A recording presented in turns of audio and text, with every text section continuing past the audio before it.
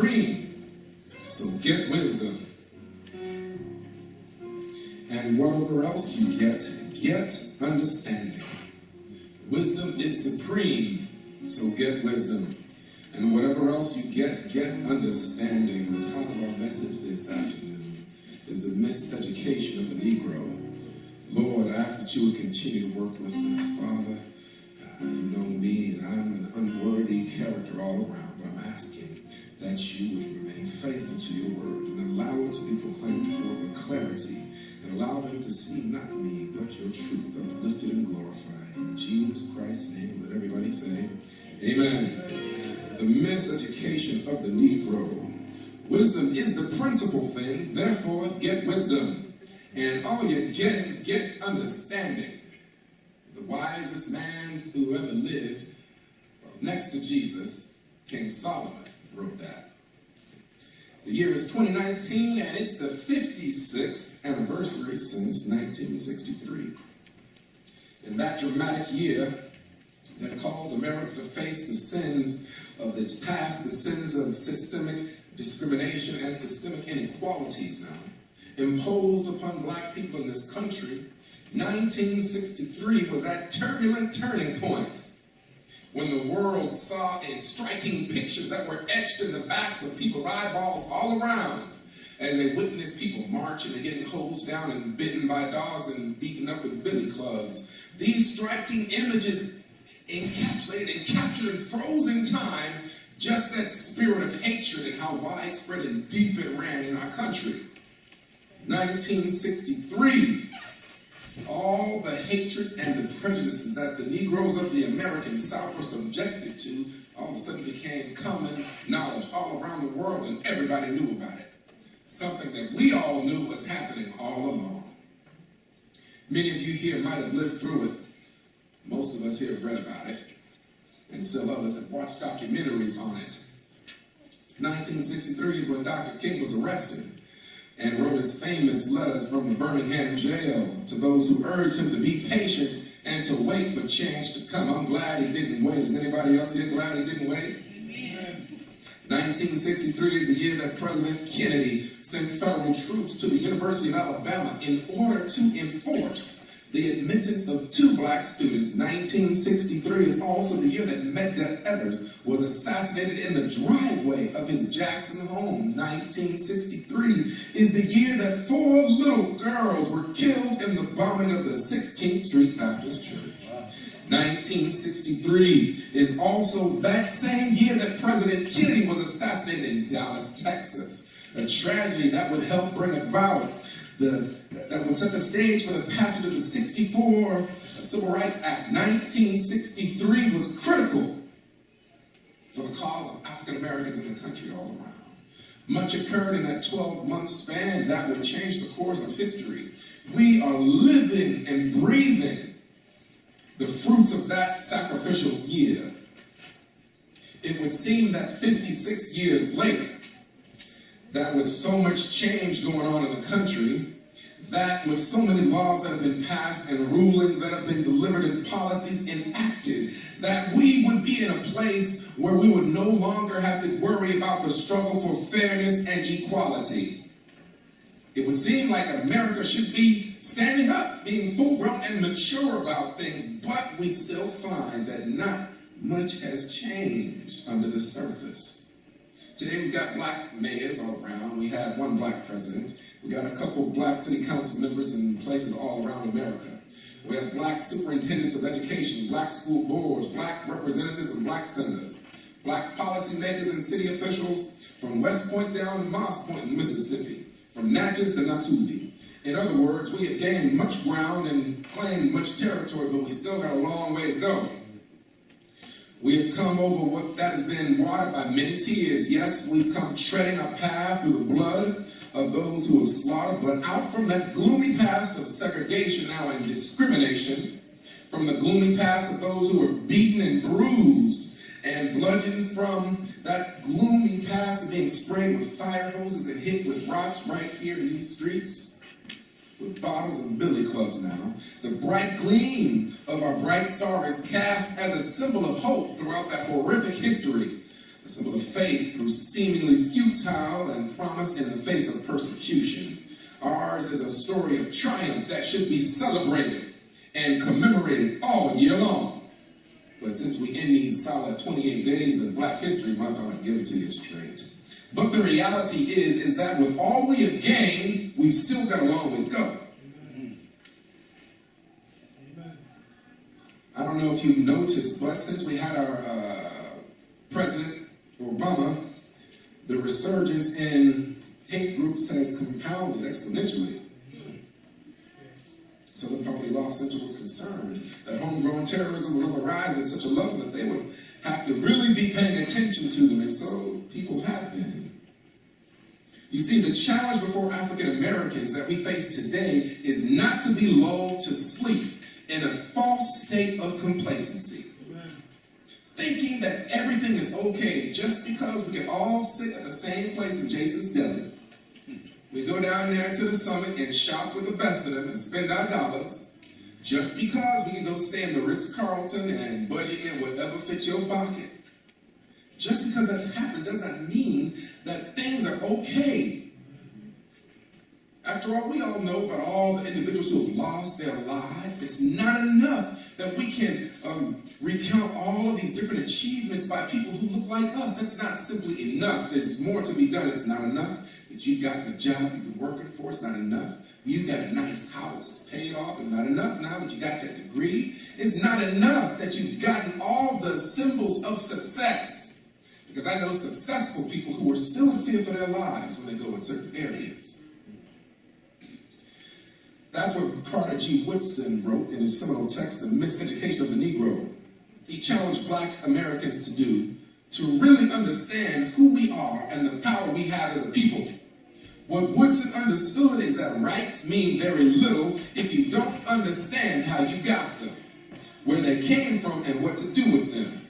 Rights mean very little if you don't understand how to apply them to it and use them to advance the causes of equality and justice.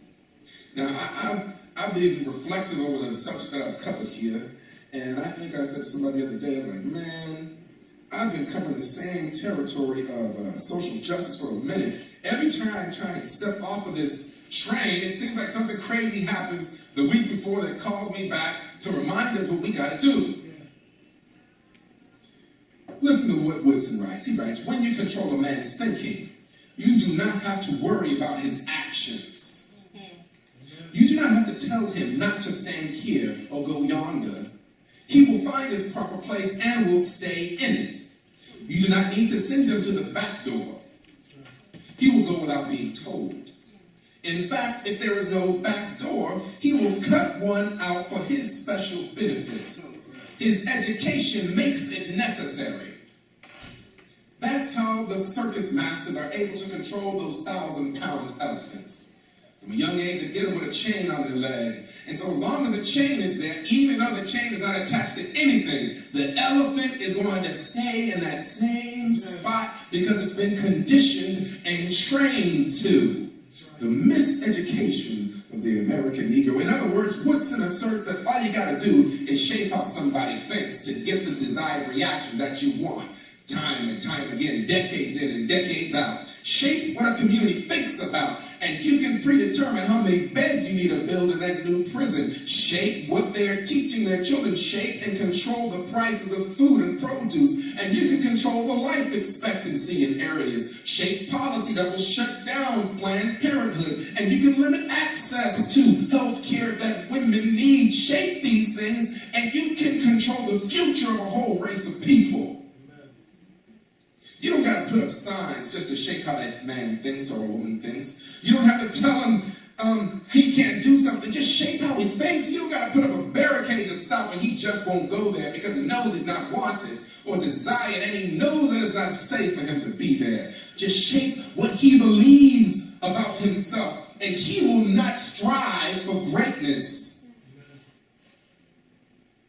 There used to be a time when young black men and women would never strive to be president. Because they had been molded and shaped and brainwashed in an environment that said, you know what, you could probably shoot for a city council member, that's it. why it's so critical right now that we as a people know who is framing the information that we're taking in. You see, we don't have to do anything. We just got to shape. They just have to form what we believe about issues. Just shape the narrative, control the narrative, and we will all fall in line saying the same thing. They say fake news is a new thing, but it's an old thing. They've always been sowing and seeding the news with topics to keep our attention over here, while they're moving the hand over here, doing something different underneath. But we now, as gullible people, have been sucking it all up, hook, line, and sinker.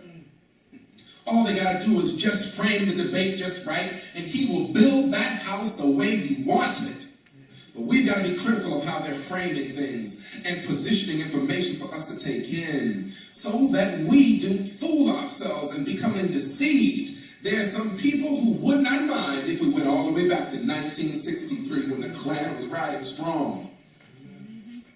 Just this past week, if you were readers of the news, you would have found that there's somebody in the good old state of Alabama who is the owner of a newspaper, I guess, and he produced a document in his newspaper, the Democrat reporter down in Linden, Alabama. Y'all heard of Linden, Alabama? I hope you have. Go and Google this. Linden, Alabama, the Democrat reporter. His headline reads in bold, "Klan needs to ride again." Imagine the shock and all that it instilled. Imagine the fear that crept up the spine and clenched it with a cold hand of some people who witnessed crosses burning in their front yard down here in the depths of Mississippi. Imagine the terror and the night terrors that shook somebody now as they remember being hounded and chased down the highway, almost run off. I remember seeing the Klan at a rally at the lake in Texas. I know what it looks like, and I'm a young 34-year-old. He says if the Klan would just go up to Washington and clean out that place and restore it back to yesteryear, we would be in a much better state. Never before would these words have ever been printed in such a public fashion. If the climate that we have created was here and existed. Yes, we have created this because by our silence we have allowed some things to continue on. But I'm just a singular citizen. What can I do? You can do a lot. You can holler. You can go and call your senator, sit in front of their front porch, flood their whole email to where it shuts down, call all your friends and family, and y'all go and boycott his businesses until he gets the president's mind right. That's what you can do. You see, a pyramid is only as strong as the base, and the base is the biggest part of a pyramid. And if the base is small, don't you know a pyramid will topple over? Amen. So what do we need to do to bring down a king who was unjust and talking crazy talk? Just shift the base. More than ever, we need to make sure that we have an understanding now of the issues and the debates that are swirling around, because what the issues are on the face of things are not what the issues are really about. Do your homework and read. Tyrion Lannister, if you watch that fictional show on HBO, Game of Thrones, you would know this man. He says, a book is to the mind as a whetstone is to a sword. A book is to the mind as a whetstone is to the sword. A whetstone is a rock that sharpens metal instruments. It sharpens axes, and it sharpens and hones swords to a fine cutting edge so it can do its job right. And a book can sharpen your mind. But I hate to say it, but we have many people who look like us living their lives as a blunted instrument. Amen. Because they have not understood and grasped the value of what a book can do for them. Many times, many of the black males realize too late after they're locked up inside four walls and they can't go out too much, they realize the power of a book to help them escape their confines so they can travel to lands that they had never been before. Only if they would have realized the power of a book on the outside, then maybe their situation would be different. Right now, in Alabama, oh my goodness, the average reading level in the fourth grade is terrible. A low percentage of them, less than 20%, are proficient in reading in our African American communities in the fourth grade. If you can't read, how can you grow? If you can't read, how can you learn and challenge yourself with new ideas? If you can't read and learn critical thinking, how can you look at the news and critically analyze what they are telling you? Amen. Solomon writes a true thing. Wisdom is supreme. So get wisdom. And whatever else you get understanding. Church family, I don't got to do much more talking on this. It's very clear what we need to do. We see the injustices that are being perpetrated day in and day out. Yes, we know that another black guy got shot and the cops still got off, despite video evidence that we know these terrible things. But we can only bring about change if we come together and agree on a plan of action to move forward. We can only bring about change if you took it upon yourself to become active and increase your knowledge about things. You cannot expect for the future to get any better if we just ride the coattails of all those individuals back there in 1963 and not do anything now today to change our current environment.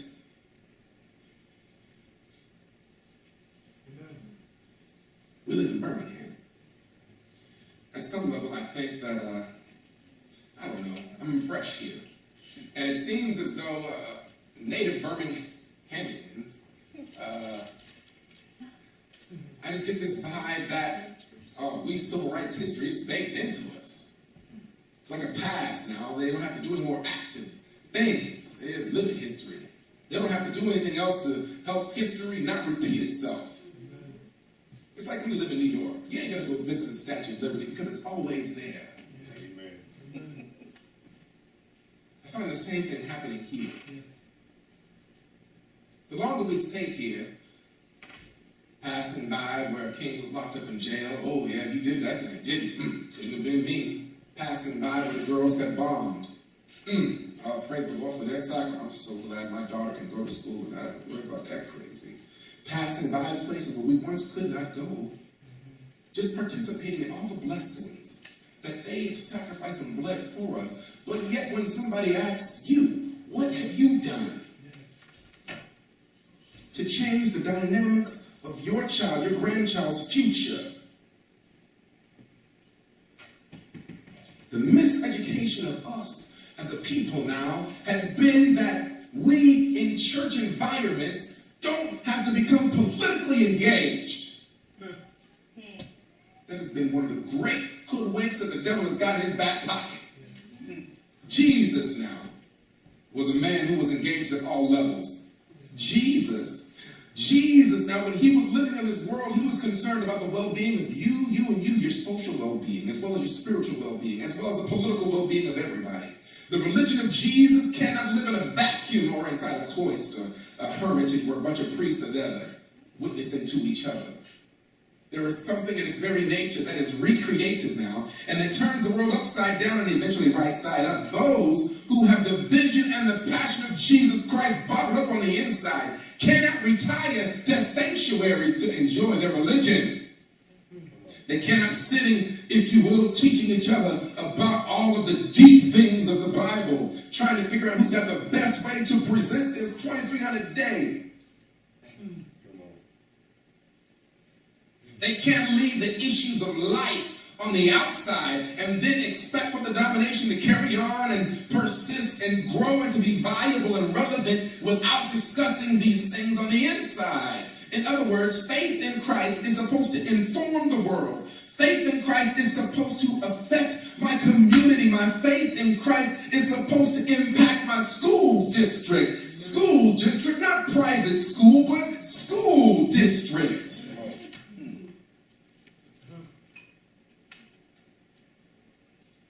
I believe in Christian education. But I also believe that there's some Christians in public school. How do I know? I have been blessed for my kids to be taught by them. Natalie had to go to the ER the other day. Something was wrong. She emails the teacher saying that the kids won't be at school the next day because she's not feeling well and we're going to be out late. Next thing you know, the teacher says, what do you need from me? I can come and sit with them in the emergency room. She rolled her hips over there. We left at 10:30. She was rolling out at 10:30 and still showed up to teach my children the next day. Amen. How effective can you be if you don't walk in the halls that people inhabit and live every day? Amen. My faith should frame an agenda for education reform that presents the best, his best, Jesus' best. Now for humanity, imagine if everybody in Birmingham got on the same wavelength about how we need to make sure that we, as Christians, are putting forth the best educational system that we possibly can. There would be no failing schools. Folks would stop moving out to Hoover, paying them high prices for their houses, and move their hips back here to get and snatch up all them $20,000, $50,000, $40,000 houses and transform communities, because now all of a sudden there's a reason to stay. Our faith should now transform our communities to where I don't got to worry about going down to the Piggly Wigglies and getting shot. Our faith should transform our block because we no longer have to worry about somebody rolling up on us at a stop sign and shooting us. Our faith should transform what Ainsley looks like and Findlay looks like. Oh my word, it should transform everything. But it seems as though we have a bunch of people who are dealing and talking about Christianity but have not been transformed by Christianity. We got a bunch of folks attending places that look like houses of worship that are just self-reflective, that are just talking about Jesus and the walls are bouncing back Jesus, and it's not doing anything for anybody else. If you want to do that, just go look in the mirror. Why do we continue to profess things when the world is burning down around us? Birmingham now has hit the list for one of the worst places to live in America. What was it? One of these places around here? Why? It's because good people have decided to do nothing. Tell your friends. Tell your family. Tell your neighbors. They have a responsibility for the block they live on. We are the living embodiment of history. But the history that we are writing, the narrative that we are taking part of shaping, is a negative one if we are inactive in our small little ecosystem. Dr. King says this in this way: any religion that professes to be concerned about the economic conditions that corrupt them, the social conditions that damn them, the city governments that kill them, is a dry, dead, do-nothing religion in need of new blood. So faith is supposed to aggravate, even agitate systems of inequity until they are made clean by the blood-rot, washing and cleansing solution of God's truth and justice. And when lawmakers try to privatize education and call it charter schools, we need to understand what the issue is really about so we can reframe the debate. Here's the understanding: Mississippi now has never been interested in educating its black citizens. I used to pastor down there. I know just what they do. Sadly, Mississippi has a deeper commitment to segregation than it has to education. The 1954 Brown versus Board of Education ruling determines that separate but equal is unconstitutional and that schools throughout the country were to be desegregated. But how many segregated places do you see? We just got clever with it. Birmingham's a shining example. Amen. Let me price you out. Let's move out to create a whole new place. Homewood, Mountain Brook, Vestavia. All them bougie folks and them are going to move out there. I'm not even going to front. Why did I move out there? Because I was not putting my child over there. I said to the city council members, I would love to move to Birmingham. But y'all got to fix this stuff. And then I'll be all up in this thing. Feet first.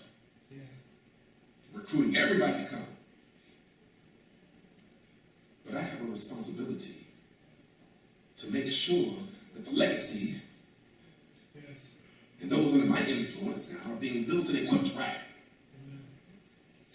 Man, Mississippi now is so committed to segregation that the state legislature, they passed this amendment allowing it to abolish the public school system if necessary to preserve segregation. That's how they do it.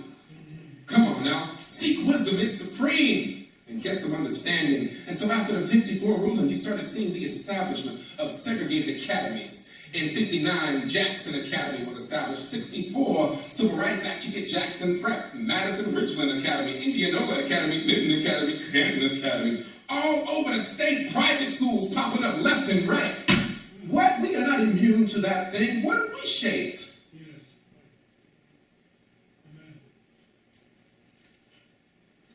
What happened? They were established to preserve segregation. It was not at all about education. It was about segregation. And what happened when they pulled out of the public education system and eventually out of the community, the money went with them. I am not going to speak bad about our educational system, but consider this thought.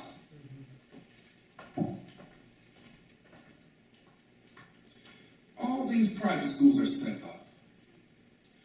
All these Christian private schools are set up. In our denomination, we are promoters of Christian education. It doesn't cost, it pays. But all of the pre-med institutions of Christian education within our context are white. The money is there. The facilities are there. But they have left the public school system now, crippling it. Do you not think, I'm just throwing this out there, what if we did something just downright crazy? And people attended public school for a year and became involved in PTA, volunteered.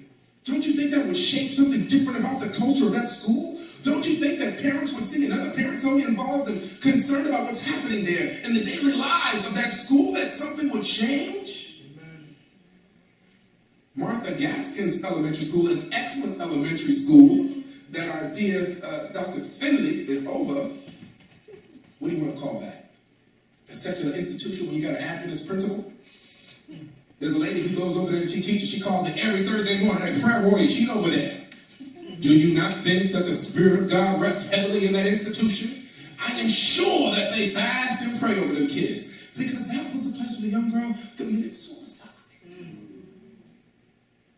Think of what differences that they are making by their mere presence being there. Now here's where our miseducation comes in. Check this out here now. So here's what we have in our current context. You got people who want the private experience without the tuition, so they got charter schools. The legislation now allows charter schools to be built and set up in failing school districts, wherever a group wants to organize. How do you think we got the Alabama Opportunity Scholarship? That's what that thing is called, right? Yeah. Okay. Yeah. So I can now use public dollars to finance a private academy and call it a charter school. Oh, we doing something big and bad and Roman got up all of a sudden. It's not that our level of educational quality has increased. It's just that we're taking part in a racist framework to break down the public educational school system. And we're all praising the Lord that we got a whole bunch of money now. We can get all kind of nice stuff. Wisdom is supreme, but those who all seek understanding. Do not allow the man to frame your perspective and how you view things, because if you do, you're going to be controlled. Man, of course I can't discriminate legally, but if I build it in the right place and give it the right kind of mascot, it'll speak volumes for itself. Now here's where the miseducation starts. We forget the history of public education. We forget that J.A. and Jackson Prep and all these other academies now, they were built for the express purpose of segregation. They left public education to get away from you. But yet, man, we chase them down so that we can get the best education. They left Callaway to get away, and now with charter schools, I can get money back and build it as small and as private and exclusive as I need it to be. And so when some of these lawmakers go on television and say that parents need a choice, oh, Devos, what you doing? That they need a choice, and competition is good for success. With what we have just learned about framing the narrative, do you think that's a true statement? Don't be fooled. They didn't suddenly find a heart to do good for your community. Don't be fooled. They didn't all of a sudden want to do what's best for your child. They're doing what's in the best interest of making a profit. I'm almost done. When you mix profit making and education, I don't believe it's a winning combination. It yeah, if the choice is so good and competition is a good philosophy and it's good philosophically, then what was wrong with Jackson State University competing in Madison? In all of our getting, we must also understand that your history, you must understand that you can't be effective for social change if you're not aware of where you came from. What people have done before you to get you where you are. What history does is give you a frame of reference so that you can now interpret things through a different lens, so that when something is presented as new, Solomon, that same wise man, said there's nothing new under the sun. He says you'll be able to identify it for either it or its ancestors. Let me give you an example. House Insurance Committee Chairman Gary Chisholm, the Republican Columbus. Ways and Means Chairman Jeff Smith, Republican Columbus, co-authored HB 490. House Bill 490 now seeks to create the Joint Legislative Committee on the Neutralization of Federal Laws. Man. In a nutshell, this committee would review mandates of the federal government and determine whether or not they are constitutional. If the members determined a mandate was unconstitutional, they would then send it to the legislature to vote on neutralizing a federal law or executive order. In other words, if they don't like what the federal government says, they want to be able to reject it and do something different about it in Mississippi. History would tell you that you've seen this all before. I heard it all before. That's what's going on. It was called the Sovereignty Commission. It existed from 1956 to 1977 and was found to be complicit in preserving Jim Crow in Mississippi. And the fact that in 2013, when the chairman came with that bright idea, would draft something just like that is indicative of the philosophy that still exists today. I believe that God instructs the children of Israel in Deuteronomy 31:10-13 at the end of 7 years in the solemnity of the year of release and the Feast of Tabernacles, when all Israel shall come together and appear before the Lord thy God in the place where he shall choose. Thou shalt read this law before all Israel in their hearing. Gather the people together, men and women and children, and thy stranger that is within thy gates, that they may hear, that they may learn and fear the Lord your God and observe to do all the words of this law, and that their children which have not known anything may hear and learn to fear the Lord your God as long as you live in the land, whether you get over Jordan to possess it. In other words, God says ever so often, I want you to go back to your history and review those things. Go back and share it with your children. Tell it to the men, women, and old people all alike. Even tell it to the immigrants, the new people coming in, so they can all know what they're getting involved in. Educate, educate, educate. We cannot move forward if we don't know. Yes. And keep our history in mind. Your adversary, the Bible tells us, is the devil who roams about like a roaring lion, seeking whom he may devour. You have to understand the identity of your adversary. Sometimes it takes the shape as a banker who is going to deny you for that mortgage that we all know is set up to get you knocked down. I was at the SBA, the Small Business Administration Office, trying to get me a loan for my business. And the stats were alarming. He gave us a document that listed all of the grants that they backed up to 100% now. The stats look like this. The highest dollars went to people of Asian descent. Millions upon millions for some brand new idea, like they're going to start a car wash. We got plenty already. But the vast majority of the grants now went to Anglo-Saxons, Caucasians. And I counted on my hand, 2 of them, 10. That went to African Americans, and the greatest of those was almost $30,000. And they had funded $1 million projects. Several $1 million projects. They don't have anything to do with it because the banks have to deny and approve. It's not solely based on your credit, it's based on relationships. Who you know, who your daddy knows, who your mama knows, and if they think that you're qualified. But don't you know that you should not be dealing with a local banker and trying to get anything accomplished, because they're going to size you up right when you walk in the door. Sometimes I roll in with my work clothes on just to see how they're going to treat me. I roll through looking like a dude from the street with my fitted hat on and my hoodie and my leather jacket, like I'm from New York, just to see how they're going to treat me, and I get to measure them all the time. And then when I show up in a suit, oh my word, don't they roll up the red carpet? Mr. Weech, how can we help you? You have to understand the identity of our adversaries, my people. We cannot be wooed and lulled into this sickening state of complacency because there are forces at work against you, against what you represent. There are a couple ways to deal with an adversary. Now I'm winding down.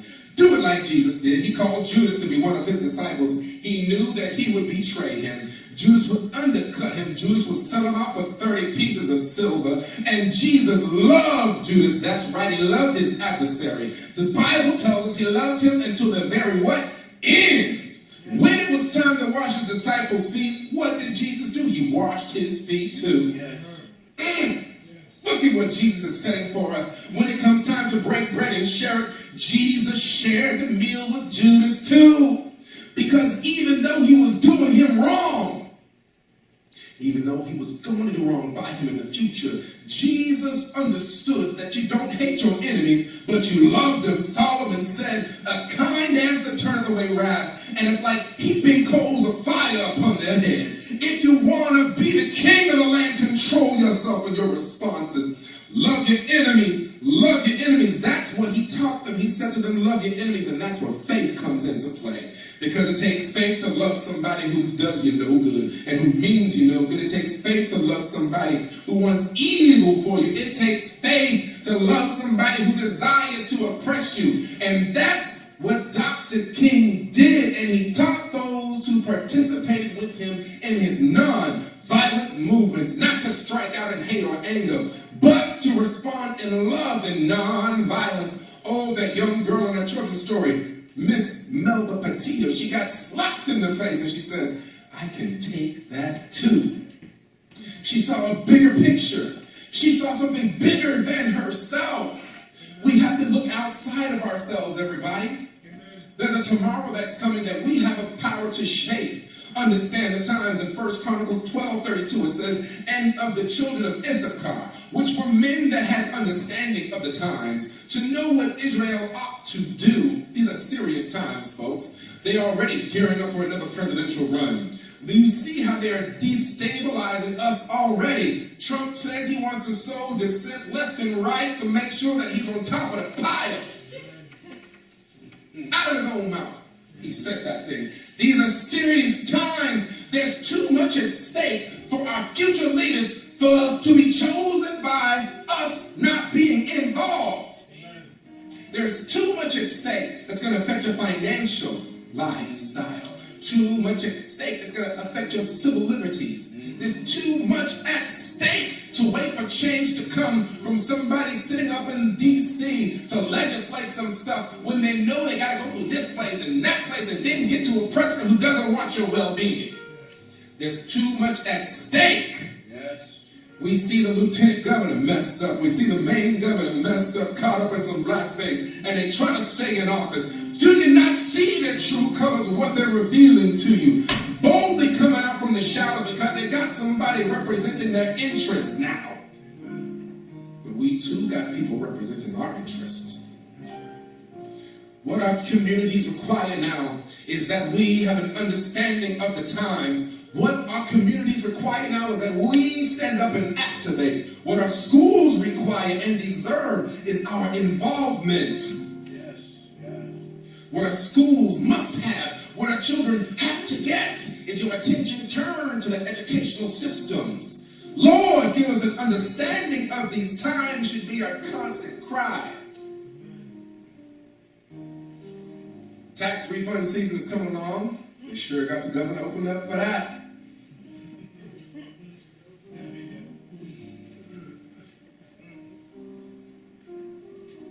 Learn. Pick up a book. Learn your history. You want to know how they got some things changed in here in Birmingham? They hid it where it mattered, in that pocketbook. Everybody came together and said, you know, we ain't riding on the bus. They want to make us sit in the back, give us these rinky-dink things. Fine, take that. If you want to control the man, control that which man values the most, money. I'm just saying, if you want your children to have a better future, you got to pour something into them that's going to equip them for that. You got to invest some money, invest some time, which is equal to money. invest some talents, your opinions, and your insights, and your wisdom, and your life experiences that are far more invaluable than gold. Solomon said it, I'm going to leave it there. Wisdom is supreme. So get wisdom. And whatever else you do, get an understanding of the times. Get an understanding of what happened yesterday. Get an understanding about what they're talking about in the news today. Get an understanding about what it means and portends for tomorrow. But most of all, get an understanding about how it affects you and your well-being. Get an understanding about how it affects your spiritual growth and well-being. The Catholic Church now is having a come to Jesus moment, where the cardinals are sitting in front of all the bishops, and they're saying, we can no longer cover up for each other because of the untold harm that it's doing to the people in our churches. Get an understanding that people have been treating children terribly all these many years, but it's funny and alarming to me.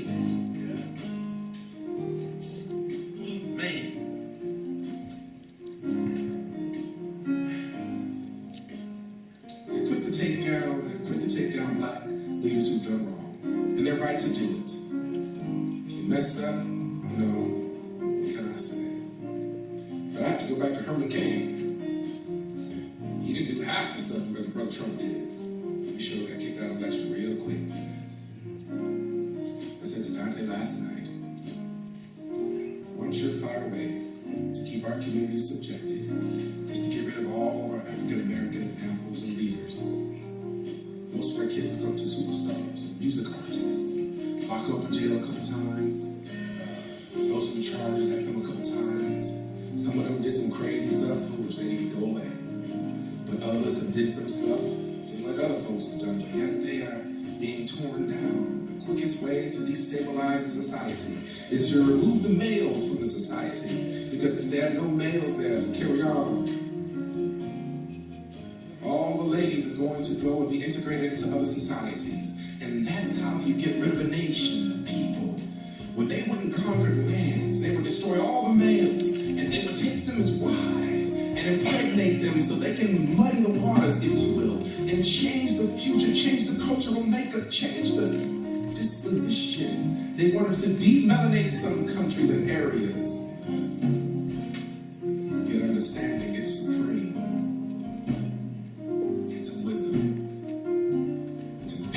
Lord, thank you for this message. Thank you for inspiring Saul and gifting him with wisdom and understanding that he might write it down for us again. Most of all, Lord, save us when you come. Help us to be mindful of the times that we're in and the knowledge that we're taking in. My Lord, save us, Lord. But while you're saving us, help us to be of some earthly good while we're here. In Jesus Christ's name, let everybody say amen. Amen.